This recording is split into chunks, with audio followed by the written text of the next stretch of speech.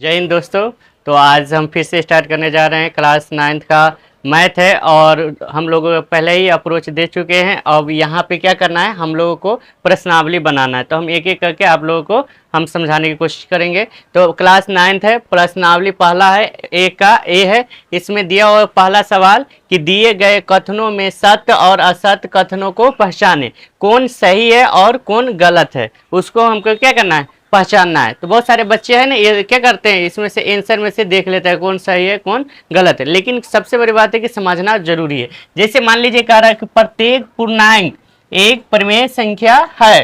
तो प्रत्येक पूर्णांक एक परिमेय संख्या है। तो सबसे पहले हम क्या करेंगे, पूर्णांक देखेंगे। तो पूर्णांक किसको कहते हैं, जिसमें माइनस प्लस दोनों हो। ठीक है, तो जिसमें माइनस प्लस दोनों हो।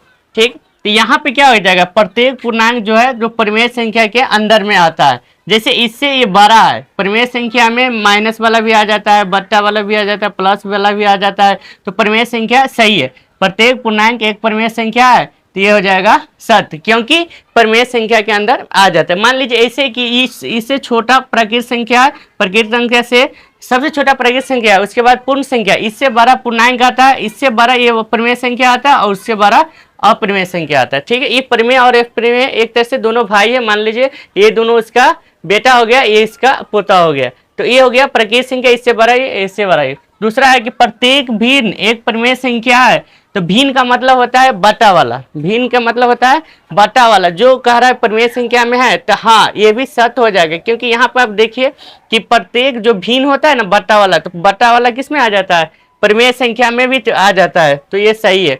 दूसरा है कि प्रत्येक प्राकृत संख्या एक पूर्ण संख्या है। प्रत्येक प्राकृतिक, प्रत्येक मतलब होता है सभ्य जो प्राकृतिक संख्या है वो पूर्ण संख्या है। तो हाँ ये सही हो जाएगा, ये भी सही होगा, क्योंकि जितना भी प्राकृतिक संख्या है वो पूर्ण संख्या के अंदर में आ जाता है।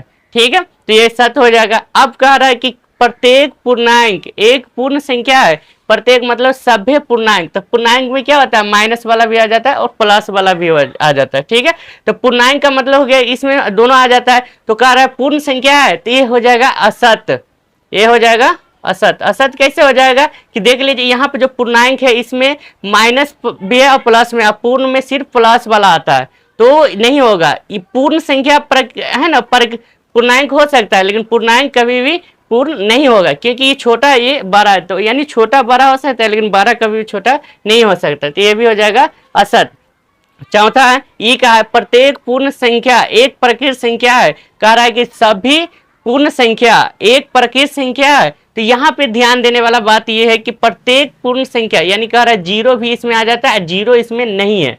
पूर्ण संख्या में जीरो है लेकिन प्रकृत संख्या में नहीं है, तो इसका आंसर हो जाएगा असत्य, क्योंकि जीरो है ना, प्रकृत संख्या नहीं है।